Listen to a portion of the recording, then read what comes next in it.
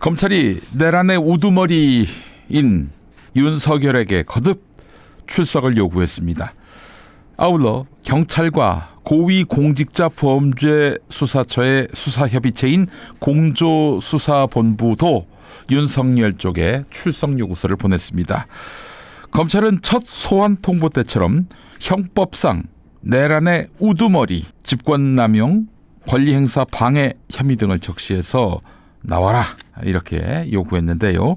정당한 사유 없이 계속 소환에 불응하면 체포영장 등 강제 수사에 나서겠다는 방침도 알렸습니다. 그리고 공조수사본부, 경찰과 고위공직자범죄수사처도 오는 18일 오전 10시 공수처 청사로 출석하라고 통보했습니다. 18일이면 내일이군요. 공수처 청사는 과천청사, 정부 과천청사에 있습니다. 거기로 나오라 이렇게 통보를 했는데, 야, 이건 정말 진풍경 아닙니까, 여러분? 아무리 탄핵이라지만 현직 대통령이 수사를 받고 있습니다.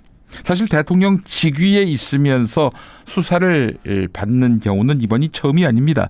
첫 사례는 탄핵을 당했던 박근혜 때였습니다. 당시 수사를 한 쪽 담당 검사는 윤석열이었습니다. 네, 현직 대통령도 수사를 받는 첫 선례를 만든 주인공이 윤석열인데, 두 번째 사례는 바로 윤석열 본인이 되겠습니다. 자, 그런데 이번에는 박근혜와 달리 구속, 체포 위기에 놓였습니다. 수사받는 현직 대통령이 말입니다. 내란죄를 저질렀기 때문입니다. 내란죄, 외환죄는 형사소추 당할 수 있는 범죄입니다. 매우 위중한 범죄인 것이죠. 게다가 윤석열의 경우 한 군데가 아니라 두 군데에서 조사를 받고 있습니다. 한 사건으로 말이죠. 지금 검찰과 아울러 경찰 플러스 공수처 양측이 서로 수사권이 있다면서 우기는 혼란한 상황의 결과물이긴 하지만 보기에 씁쓸합니다. 인기가 많아요.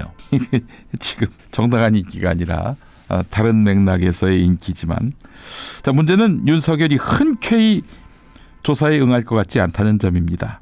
경호원들 앞세워서 안 나간다, 싫다 이러고 있어요. 이러면 할 수 없죠. 법원이 발부하는 체포영장에 의해서 체포할 수 있습니다.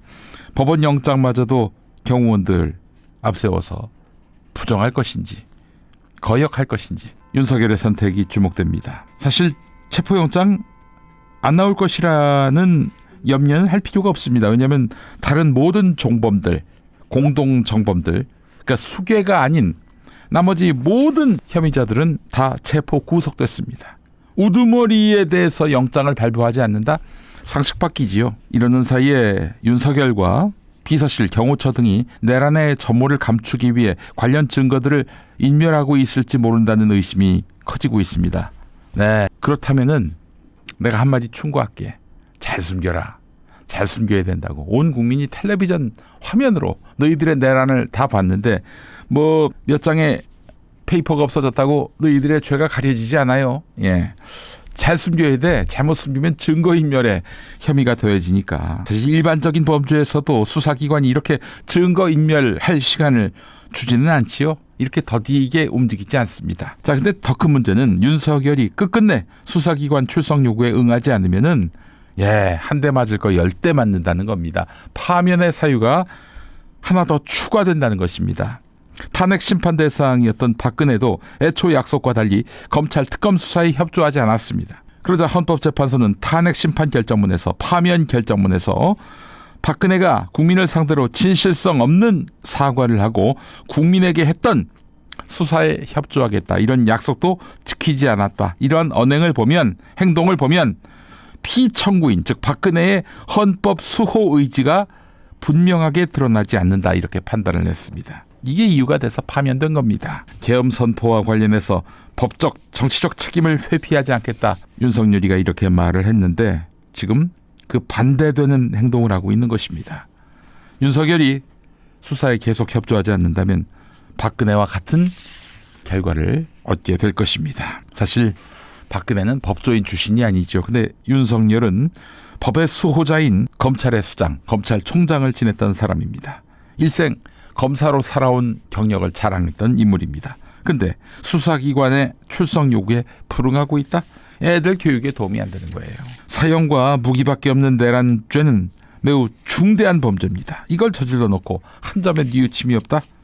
네, 법 절차에 따른 수사마저 회피, 방해하고 있다? 예, 국민이 용서할 수 있겠습니까? 모렴치의 극치입니다. 대선 후보가 되던 때에 윤석열이 한 말입니다. 이번 대선은 늘 있는 대선이 아닙니다. 나라의 존망이 걸린 절체절명의 선거입니다. 정권 교체를 이루지 못하면 법치유린이 계속되고 비상식이 상식이 되어 민주당의 일탈은 날개를 달게 될 것입니다. 자기들 부패가 드러나는 것을 막기 위해 나라의 법질서를 얼마나 더 왜곡시키겠습니까? 참, 야, 누구한테 할 소리냐? 아이고, 이 불결한 새끼. 야, 이 새끼 안 되겠어요. 한번 너의 입장을 한번 얘기해봐. 용민아, 지금 네가 나보고 불결하다고 했냐?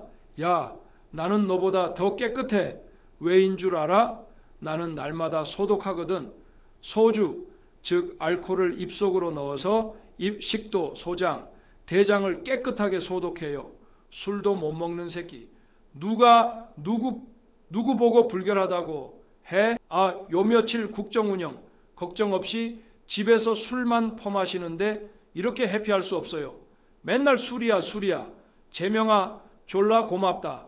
처음엔 탄핵에 대한 두려움이 컸는데 아, 이거 졸라 꿀인데 이렇게 살아도 월급 2천만 원은 따박따박 들어오고 있으니 말이야. 먹고 사는 게 힘드실 텐데 국민 여러분, 부러우면 지는 겁니다.